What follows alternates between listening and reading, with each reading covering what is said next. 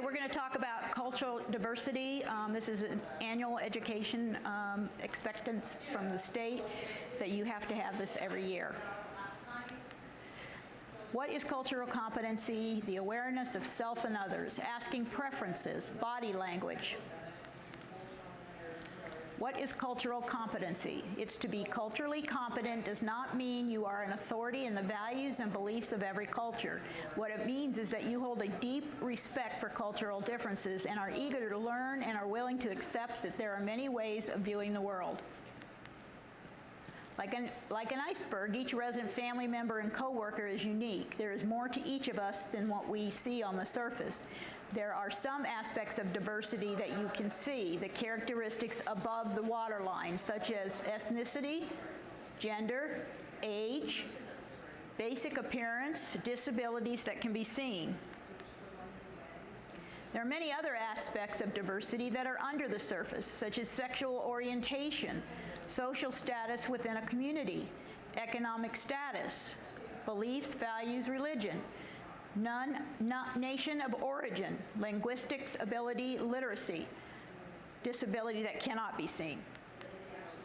The Mennonite Home, we do strive to show respect through understanding of the culture, values, and personal preferences. The key to showing this respect are to be aware of what makes us unique, our cultural viewpoints, the viewpoints of others. Our staff, residents, and families are from many different cultural backgrounds and speak a wide range of non-English languages.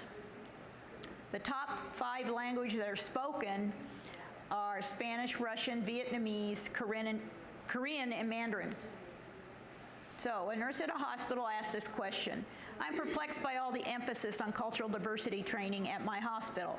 If we're ethically obliged to treat patients and coworkers with universal respect, why all the fuss? The answer is, however imperfect, educational sessions can open your eyes to cultural issues, conflicts, and misunderstandings that you may never consider before. I encourage you to welcome diversity, education, and a genuine opportunity to learn, grow, and change. Learn about cultural diversity allows us to learn, grow, and change. Caring for patients and working with people from many cultures and backgrounds benefit everyone. Raising our awareness of other cultural preferences and comparing them to our own allows us to show respect and understanding. But what is culture? It's defined as a system of sharing values, beliefs, rituals that are learned and passed on through generations of families and social groups. One's own culture is often taken for granted, not examined and accepted as a norm. So we have filters and self-awareness. Cultural competency teaches us that there are many ways of viewing the world. Learning the cultural values and preferences of others, helping us to become less ethnocentric. In other words, it's important to realize that your own ethnic group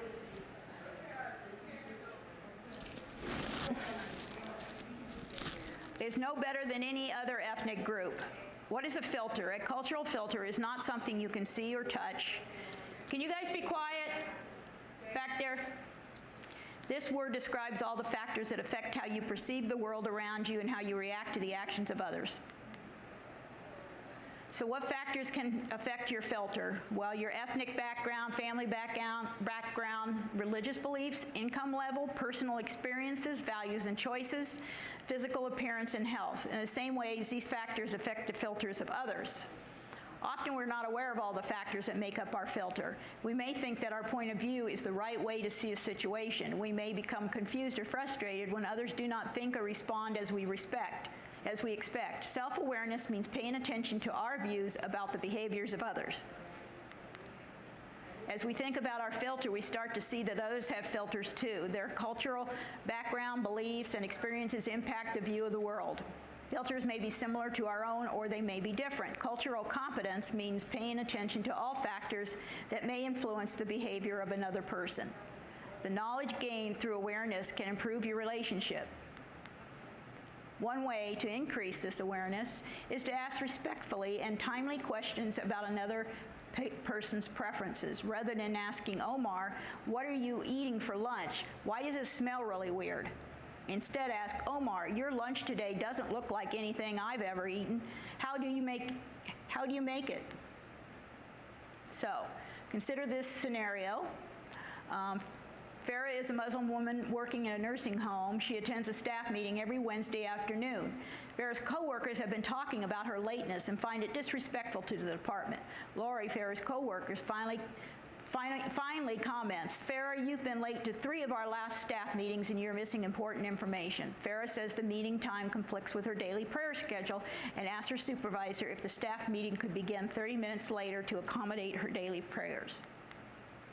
Many of us are aware of the saying, "Treat others as you want to be treated." Cultural competence requires us to dig deeper and instead treat others as they want to be treated. This means asking about preferences before acting instead of assuming the best way to care for someone. Every person has preferences. Not all people within a particular culture feel, think, or act the same. So the examples below don't pertain to every person in that culture. Ask others with respect about what they prefer. For example, I want to make sure you fully understand your care plan. Would you like me to call an interpreter? I notice you wear a hijab. Do you have any food restrictions that would like to share with me? It is important to support the role of the resident's family. In patient care, family structure can vary from one culture to the next. One example is a family not wanting a resident to be told of a bad diagnosis or prognosis. The resident may request the information be shared with the family first to protect the patient from losing hope and possibly making their condition worse. This can be seen in the following cultures. How one culture defines family can be very different from another culture. Some cultures, like Native American, Native Alaskan, Mexican American, Filipino, often have many family members, extended family, community representatives, and friends visit a patient in the hospital because the definition of family is more broad in these cultures.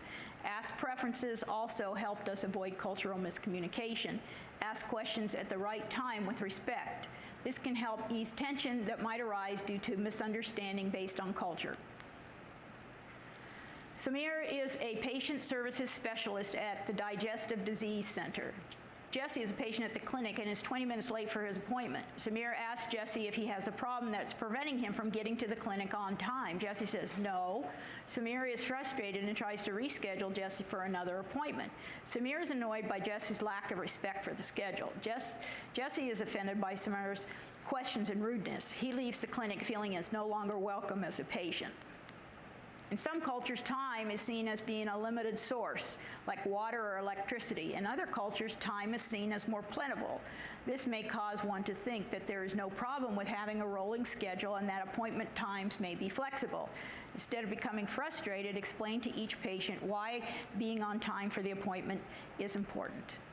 Joe and Hong work in the same department. Joe celebrates birthdays with singing, cake, and gifts. When Joe finds out that Hong's birthday is next week, he assumes Hong will be happy with a big office party. A coworker reminds Joe that Hong didn't attend the last office birthday party, choosing to stay in his office and work. Joe ignores the comment and continues to plan the party. Hong hears about Joe's plans for a party and decides to call in sick. Hong's religious beliefs do not include recognition of birthdays, and Hong doesn't like attention. Joe is upset. He feels Hong didn't appreciate the effort to organize the party. Their relationship is now strained. So in something like that, you wouldn't even acknowledge their birthday? I mean, what it's saying is open a line of communication. What the guy that held the party, it would have been more appropriate to tell him, I'm going to have a party for you. Do you have any issues with that? And then that person can answer. We don't always want to assume situations. So, as we provide health care and interact with coworkers, residents, and families, we observe the behavior of others and find meaning in those behaviors. We may misunderstand the intent of others if our background has taught us different meanings for their action. Cultural sensitivity is a matter of noticing behavior and respectfully asking the person what the behavior means. See the examples on the next slide to help you be more aware how body language and expression can cause miscommunication between people of different cultures. A Hispanic couple has just lost their baby. As the mother lies in bed, the husband turns away and goes over to the window. He is overwhelmed with grief. The female nurse holds the mother's hand for a moment and squeezes it. She then goes over to the father and touches his shoulder and speaks to him. He freezes up and turns away, and his wife looks worried. Instead, grief is an intensely private emotion. People grieve in their own way. When appropriate, ask what comfort measures would be welcome: tea, food, privacy, welcome, warm blankets. Stick with the means of support that have been accepted in past interactions with each person. Focus on what the family feels they need. So Thank you. in that instance, you would kind of maybe ask. Well, like if we're going to go take a comfort card, we shouldn't just show up with it. We should ask them if they would appreciate having one there. We shouldn't just assume they would.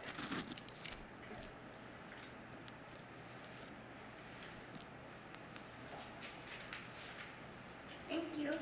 You're welcome. This is your second one. Okay.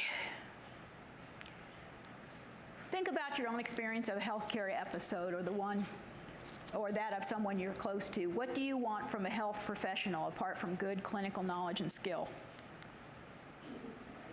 What is it? A person-centered approach. Understand the individual, their aims and expectations in life. Develop a frame of reference to understanding their context, family, community, social, and cultural dimensions in their attitude, values, and beliefs. Understand their concepts of health and illness. Why is it important to the typical healthcare worker? My illness is a routine incident, while for me it's a crisis of my life. I would feel better if I had someone who perceived this incompatibility. I just wish they would. Give me their whole mind just once. Be bonded with me for a brief space. Survey my soul as well as my flesh to get at my illness, for each person is ill in their own way. How do we do that? We use the assessment time to create an effective relationship. Aim to integrate the resident's perspective with the agenda at hand, to find common ground and make a mutual plan.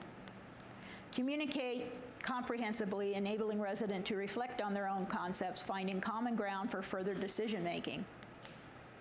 Agree on decisions which respects the resident's autonomy. Be aware of subjectivity on patient's side, feelings, values, preferences, and your attitudes, values, and feelings. Dignity, conserving care. Everyone deserves kindness, humanity, and respect. How patients perceive themselves to be seen is a powerful mediator of their dignity. We can think about this in a structured way. Attitudes, behaviors, compassion, and dialogue.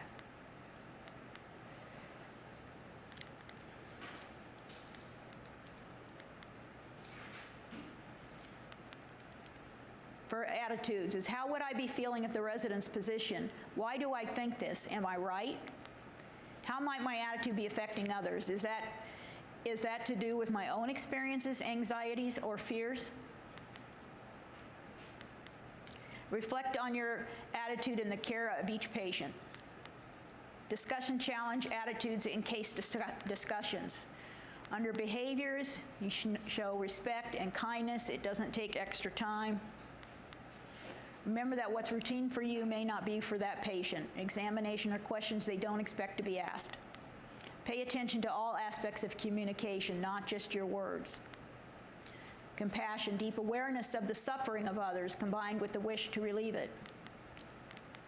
How do you develop it? Natural to some people.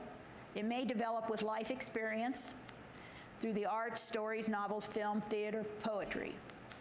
How do you show it? Nonverbal communication, understanding, look, touch on the shoulder, arm, or hand. Saying things which acknowledge the person beyond their illness. Dialogue, two-way communication. Start with empathetic communication. I know this must be frightening for you. In a broad sense, find out who the resident is and where they are coming from. What would it be useful for me to know about you? What is it that you're most worried about? How is this affecting your life? Who else might be affected by this? Who have you got to support you? Who else should we get involved to help? Thank you. Any questions?